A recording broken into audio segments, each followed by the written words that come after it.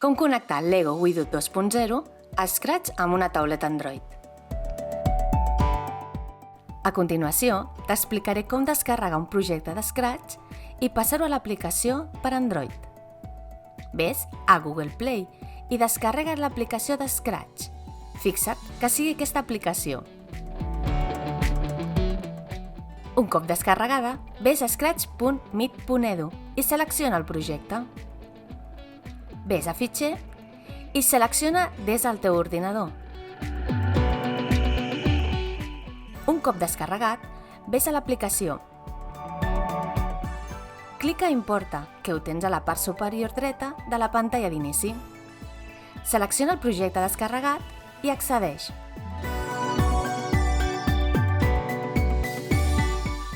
Fixa't que en l'extensió de Widow, a la part superior dreta dels blocs, hi ha un signe d'exclamació. Això indica que el Widow no està connectat. Clica a Començar a buscar i pressiona el botó del hub del Widow. Això sí, procura que Bluetooth de la tauleta estigui activat. Potser hauràs d'anar a Configuració, a l'apartat del Bluetooth i vincular el Lego Widow. I ja ho tens tot a punt per donar vida a la teva construcció des del lloc on tu vulguis gràcies a una tauleta Android.